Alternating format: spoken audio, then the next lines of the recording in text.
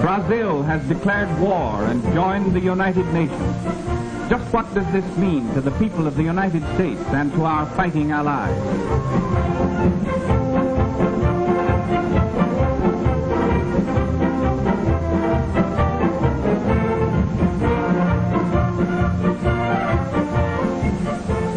We have gained a powerful new friend in Brazil. Brazil's territory covers 47% of the South American continent. 250,000 square miles larger than the United States proper. Larger than all Europe, excluding Russia. But let's look beyond the map. How can Brazil and her people help us to win the war? Well, there are more than 45 million Brazilians, which is a third of the population of the United States. We have been friends in times of peace as well as in times of war.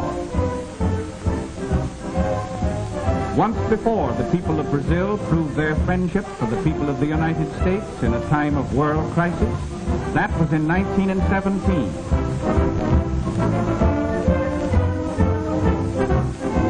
The two peoples have much in common. Like ourselves, the Brazilians are very cosmopolitan in character. They are a progressive people with a constitution that guarantees protection to all workers and modern social legislation.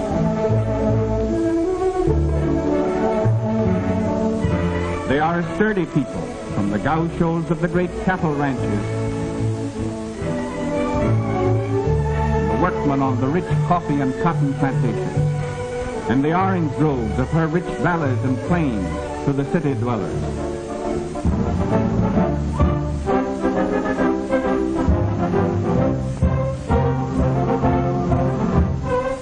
These Brazilians are in the war all the way.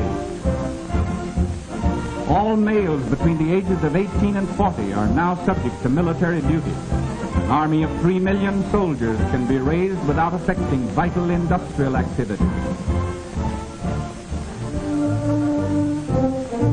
Brazil is a land of picturesque and beautiful cities. Its capital is famous throughout the world as a center of culture and the arts. Rio de Janeiro, which means River of January, was named for the month in which it was discovered by a Portuguese explorer in 1531, nearly a century before the landing of the Pilgrim Fathers.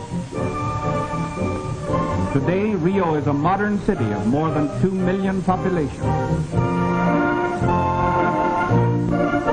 Its municipal theater is one of the finest opera houses in the world.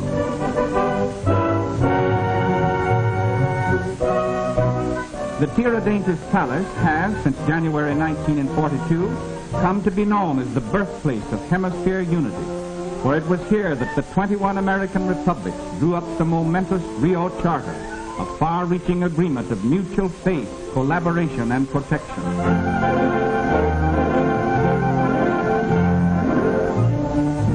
Brazil's merchant fleet is the second largest of the Western Hemisphere, surpassed only by our own.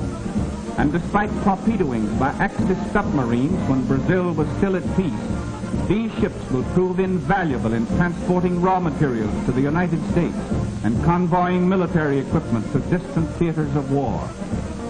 Her navy is not large as compared to those of the United States and Great Britain, but it is modern, splendidly officered and manned, and eager for action against our common enemy. These fine ships and fighting men throw the balance of naval power that much further in favor of the United Nations. Already they have seen action against enemy raiders attacking our vitally important South Atlantic supply lines. We may confidently expect that the Brazilian Navy will live up to the high standards it set for itself in the First World War.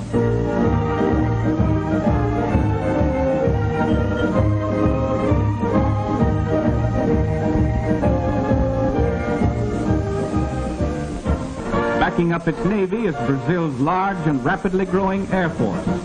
These splendid new airfields, through the courtesy of our good neighbor and ally, are now available to our long-range flying fortresses and liberators.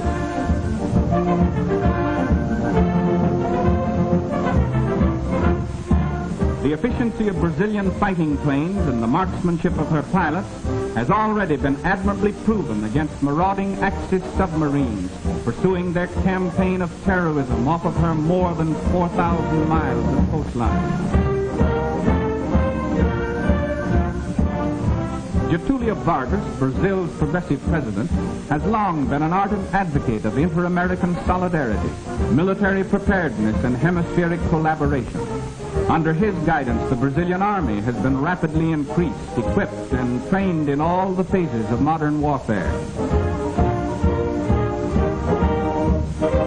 Brazil's total mobilization and training is already well underway toward that 3 million mark. And by the uncompromising public declaration of its president, this army, as our fighting ally, stands ready to make any sacrifice which our collective security may require.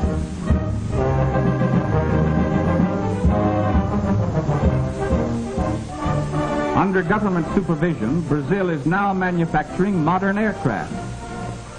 Other war materials are also being manufactured on production lines patterned after those of our own great plants.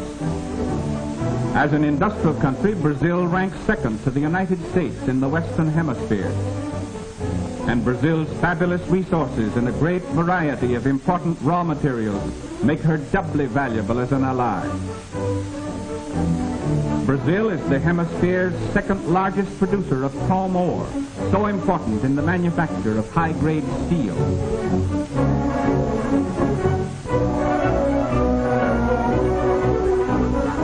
These war factories in the United States use large quantities of Brazilian manganese, highest-grade iron ore, zinc, nickel, and other minerals essential to the manufacture of tanks, machine guns, warships, and other necessities of modern warfare. We need these raw materials to keep our war production plants going all out for victory. Brazil produces a large quantity of bauxite, from which the aluminum used so extensively in our combat planes is made. Brazil is the world's only source of high-grade crystal in substantial quantities, so essential in the manufacture of the electrical, optical, and precision instruments which have such a vital place in modern warfare.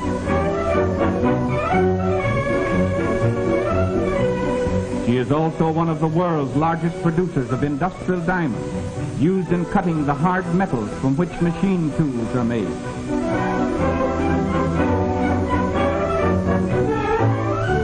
She can produce enough of the basic material for making explosives to supply the entire world.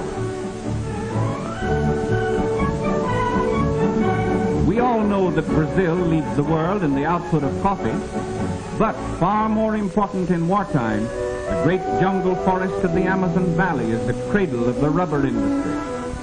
In 1903, this area supplied more than 3/5 of the entire world's consumption of rubber. The seeds of rubber trees such as these, smuggled out of the Amazon country, shifted the rubber production of the world to the Far East. But that supply of this tragically important product is now among the spoils of war in the hands of the Japanese. However, 1.5 million square miles of wild rubber trees in the friendly Brazilian Amazon basin is again being tapped to supply the needs of the United Nations. Brazil's production of rubber alone may prove to be a decisive factor in winning this war.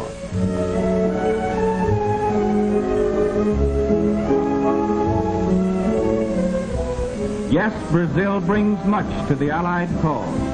Not only the weight of her resources and manpower, but the militant spirit of her people and the reaffirmation of her friendship for the people of the United States, a friendship which we welcome with gratitude and which shall never be forgotten.